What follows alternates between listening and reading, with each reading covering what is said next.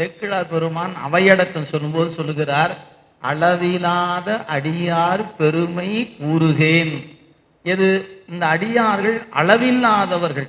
அந்த அளவுபடாத அடியாருடைய பெருமை எப்படிப்பட்டது? அதுவும் அளவுபடாதது. அளவுபடாத அடியார்கள், அளவுபடாத தொண்டருடைய பெருமை, அதை நான் சொல்ல முற்படுகிறேன் என்பது எதை வைத்து கொண்டு சொல்லுகிறேன் என்று சொன்னால், அளவில் ஆசை துறப்ப அறைகுவேன். எனக்கு ஆசை அளவில்லாது இருப்பதனால இந்த அடியார் பெருமையை நான் சொல்ல வருகிறேன் என்று நான் அமர்ந்திருக்கிறேன் என்று சேக்கிழார் பெருந்தகை தொண்டர் பெருமையை சொல்வதற்கு என்னுடைய அளவிலாத ஆசை காரணம் என்று குறிப்பிடுகிறார். நீங்க நினைத்து பார்க்கலாம், அதற்கு வேறு ஏதாவது ஒரு சொல் போடலாம் இல்லையா? நீங்க அளவிலாத அன்பு காரணமாக நான் சொல்ல வருகிறேன், அல்லது அளவில்லாத அறிவு காரணமாக நான் சொல்ல வரேன் அப்படின்னு நூலை தொடங்க வேண்டிய ஆசிரியர் பெருந்தகை அளவில் ஆசை துறப்ப அறைகுவேன் என்று சொன்னார். அது ஏன் அப்படி சொன்னார் அப்படின்னு கேட்டா, பெரியவர்கள் உரை சொல்லும் போது சொல்லுகிறார்கள், ஆசை வெட்கம் அறியாது.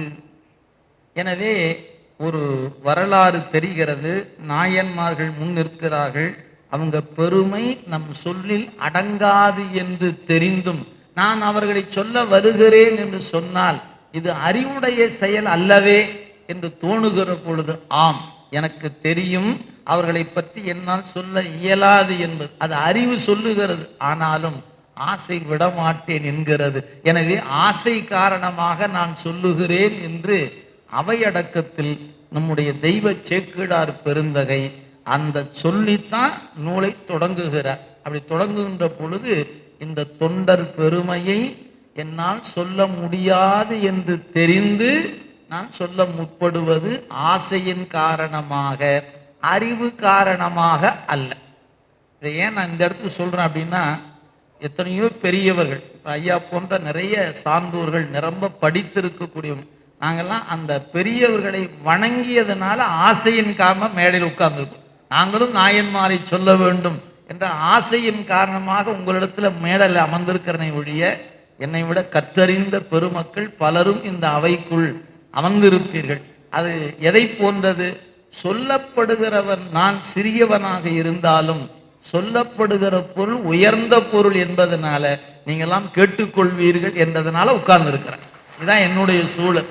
இது சேக்கிழார் கொடுத்திருக்கிறார், அது முற்றிலும் எனக்கு பொருந்தும் என்பதை சொல்லிவிட்டு எனக்கு கொடுத்த தலைப்புக்குள்ள வந்து விடுகிறேன். நம்முடைய தலைப்பு சிறு தொண்ட நாயனாரை பற்றி ஒரு தலைப்பு கொடுத்திருக்கிற அந்த செய்தி பார்த்தீங்கன்னா, பெரிய சிறு தொண்டர் அப்படிங்கிற ஒரு தலைப்பு. நம்முடைய சேக்கிழார் போல அந்த சொல் வித்தை காட்டுவதில் வேற யாரையும் நாம பார்க்க இயலாது. அவ்வளவு நுட்பம் அந்த சொல்லுக்குள்ள எப்போதுமே கிடக்குங்க. அதனாலதான் நம்முடைய தமிழ் சார்ந்திருக்கக்கூடிய சான்றோர்கள் இந்த புலவர் பட்டியல்ல 2 பேருக்கு மட்டும்தான் தெய்வ புலமை, தெய்வ புலவர் அப்படிங்கிற பெயர் கொடுத்தாங்க. ஒருவர் வள்ளுவ பெருந்தகை, தெய்வ புலவர் திருவள்ளுவர் என்று.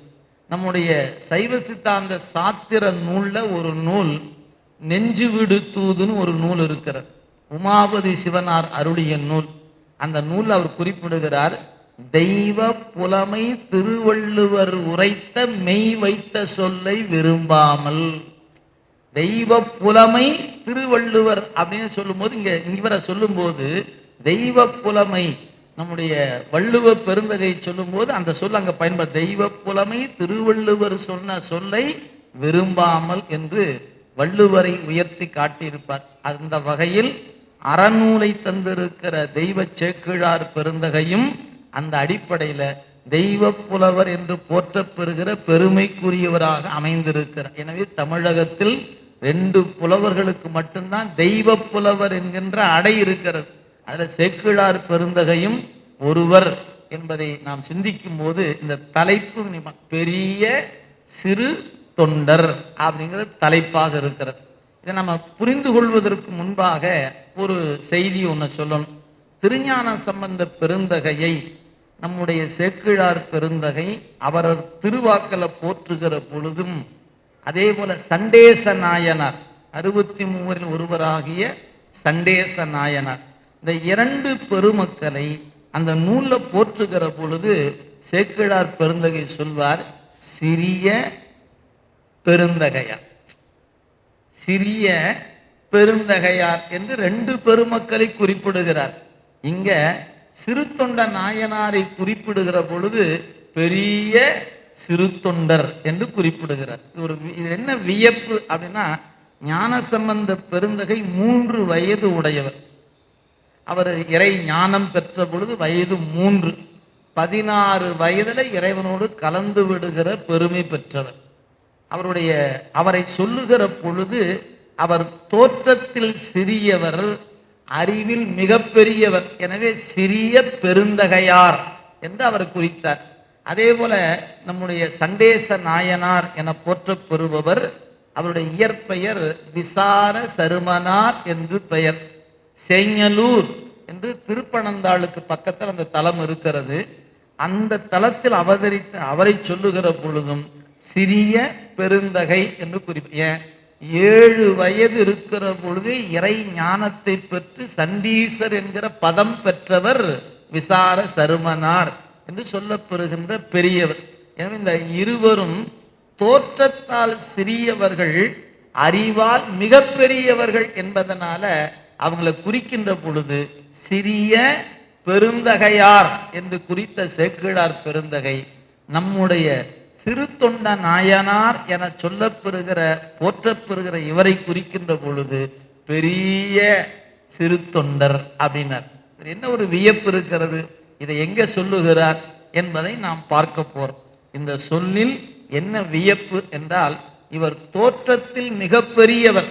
ஏன்னா போர் படை நடத்துவதில் தளபதியாக நின்று வெற்றி பெறுகின்ற சிறப்பை பெற்றவர் நம்முடைய நாயனார்.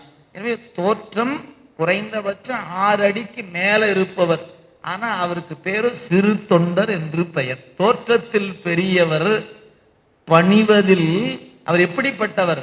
சிவனடியாரை கண்டால் அவர் பணிகின்ற பணிவு காரணமாக அவரை மக்கள் சிறு தொண்டர் என்று வழங்கத் தொடங்கினார்கள். அதுவே அவருடைய பெயராக ஆயிற்று என்பதுதான் கொடுக்கப்பட்ட தலைப்பினுடைய செய்தி. இது எப்படி நிகழ்கிறது? இதை சிந்திக்க வேண்டும் என்றால், காவிரி பாய்ந்து வளம் தருகின்ற சோழ நாள்,